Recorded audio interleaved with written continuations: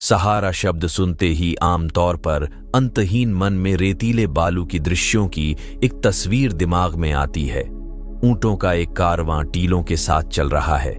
सूरज इतनी चमक रहा है जैसे कि आप उसे आखिरी बार देख सकेंगे और आपके आसपास कोई आत्मा नहीं है।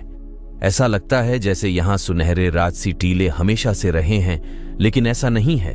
महान रेगिस्तान मानवता से कौन से रहस्य छुपाता है और इसकी गर्म रेत के नीचे क्या है, इस पर विश्वास करना कठिन है।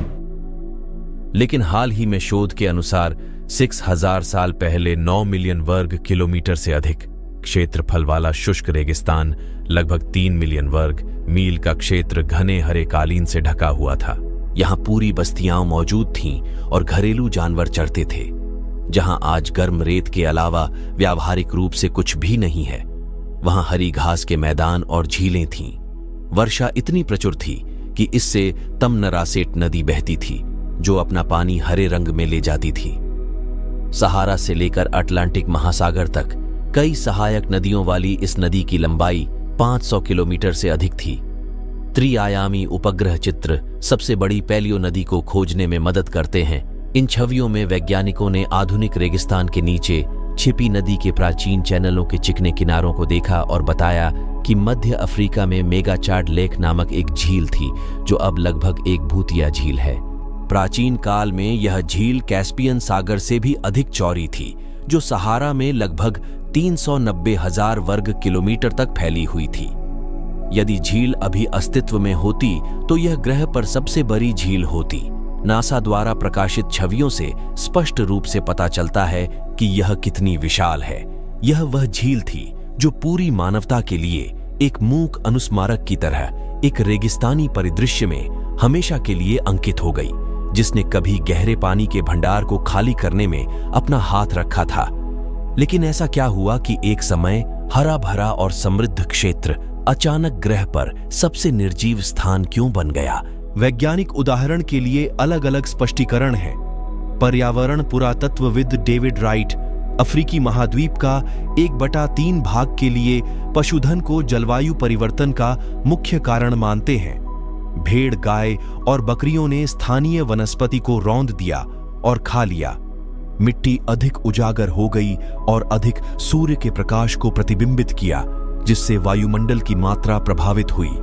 वर्षा कम हो गई और सूखा शुरू हो गया, जो कि अंत की शुरुआत थी। सूखे ने धीरे धीरे लेकिन निश्चित रूप से सभी वनस्पतियों को नष्ट कर दिया और हरा भरा सहारा संयुक्त राज्य अमेरिका के आकार के विशाल रेगिस्तानी क्षेत्र में बदल गया। लेकिन इसका मतलब यह नहीं है कि केवल जानवर ही इसके लिए दोषी हैं। शायद पशुपालक उस प्रक्रिया के लिए उत्प्रेरक थे जो पहले से ही हरित आवरण को नष्ट करना शुरू कर चुकी था। वैज्ञानिकों का एक दूसरा समूह पृथ्वी की धुरी को दोषी ठहराता है, जिसने पिछले 240,000 वर्षों से पश्चिम अफ्रीका के तट पर जमा होने वाली धूल का अध्ययन किया है। वर्षों से वे इस निष्कर्ष पर पहुंचे हैं कि सहारा और उत्तरी अफ्रीका की जलवायु हर 20,000 वर्षों में आर्द्र से शुष्क हो जाती है, क्योंकि पृथ्वी की धुरी का झुकाव बदलता है। इसकी शिफ्ट मौसमों के बीच सूर्य के प्रकाश के वितरण को प्रभावित करती है। जितना अधिक सौर विकिरण, उतना अधिक सक्रिय मानसून और गर्मियों के दौरान अधिक वर्षा होती है। जब सूरज की रोशनी कम होती है तो मानसून कमजोर हो जाता है और नम जलवायु सूखे में बदल जाती है। यदि ऐसा है तो लगभग 10,000 वर्षों के बाद सहारा में घास के मैदान फिर से खिलेंगे और जानवर चरेंगे। लेकिन अदृश्य नदी और भूत झील वे एकमात्र रहस्य नहीं हैं जो राजसी रेगिस्तान हमसे छिपाते हैं। पहले मेसोजोइक युग में सबसे कठिन महासागर के बीज यही थे, जो लॉरेशिया में गोंडवाना के प्राचीन महाद्वीप को विभाजित करते थे। महासागर पीछे हट गया, महाद्वीप विभाजित हो गए, प्लेटें हिल गईं और रेत की सतह पर यह ऐसा लगता था कि व्हेलों का एक कब्रिस्तान रह गया है। इस जगह को अब वादी एल कीटन कहा जाता है, जिसका अरबी में अर्थ व्हेल की घाटी है। आप शायद आश्चर्यचकित होंगे, लेकिन आधुनिक व्हेल के प्राचीन पूर्वज बैसिलस ऑरियस के तेज दांत और अंग के अवशेष यहां मिले। सच है कि उनके अंग बहुत छोटे थे, लेकिन चलने फिरने के लिए उपयुक्त।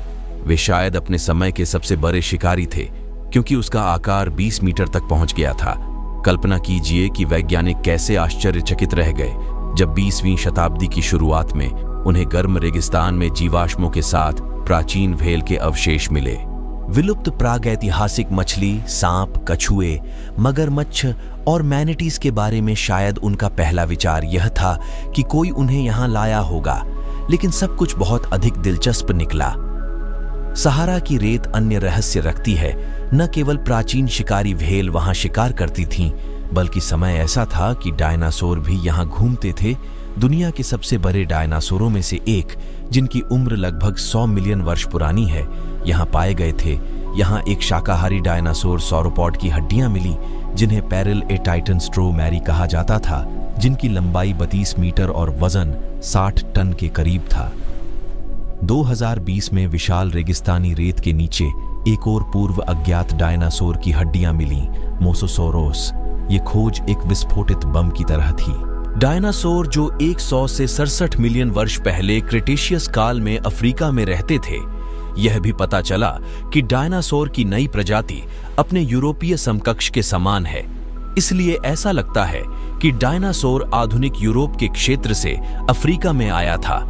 संभवतः पहले वैज्ञानिक आश्वस्त थे कि प्राचीन दिग्गज महाद्वीपों के अलग होने के बाद उनके बीच नहीं जा सकते, लेकिन इस अप्रत्याशित घटना ने डायनासोर प्रवास के स्वीकृत सिद्धांतों को तोड़ दिया। नई खोजी गई प्रजाति की लंबाई 8 से 10 मीटर तक हो सकती है और वजन भी उतना ही हो सकता है, 6.5 टन तक के एक अफ्रीकी हाथी जितना वजन। आज यह खोज नए डायनासोर प्रजातियों के सभी खोजे गए अवशेषों में सबसे महत्वपूर्ण में से एक मानी जाती है। सहारा अफ्रीका का सबसे रहस्यमय दर्पण और इस ग्रह के प्रमुख रहस्यों में से एक मॉरिटानिया में स्थित है।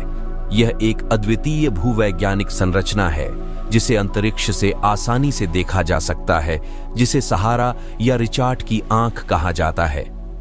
यह संरचना विशाल संकेंद्रित छल्लों की एक श्रृंखला है और इसमें लगभग 50 किलोमीटर व्यास वाली इस वस्तु को 1965 में मानवयुक्त अंतरिक्ष यान जेमिनी 4 से खोजे जाने के बाद विश्व प्रसिद्धि प्राप्त की। तब से यह रहस्यमयी आंख वैज्ञानिकों को इन सभी वर्षों से परेशान कर रही है। वे मुख्य प्रश्न का उत्तर ढूंढ रहे हैं कि यह क्या है, इस संरचना की प्रकृति। यदि यह किसी प्राचीन उल्कापिंड के गिरने का स्थान है तो गड्ढा कहां है और प्रभाव का कोई निशान क्यों नहीं है?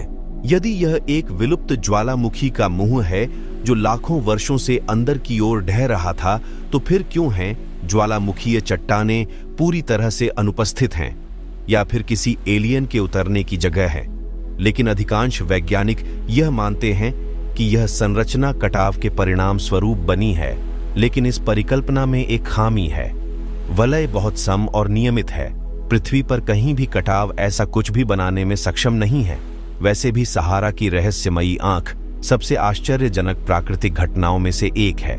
इसलिए इसकी मदद से रेगिस्तान किसे या क्या देख रहा है पता नहीं।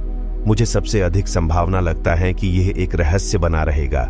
रेगिस्तान भी इसके रेत के नीचे दबे शहरों और पूरी सभ्यताओं के बारे में चुप है, जिनके निशान उपग्रहों द्वारा दर्ज किए गए हैं और कभी कभी पुरातत्वविदों द्वारा खोजे जाते हैं। एक समय में यहाँ जीवन जीवंत था।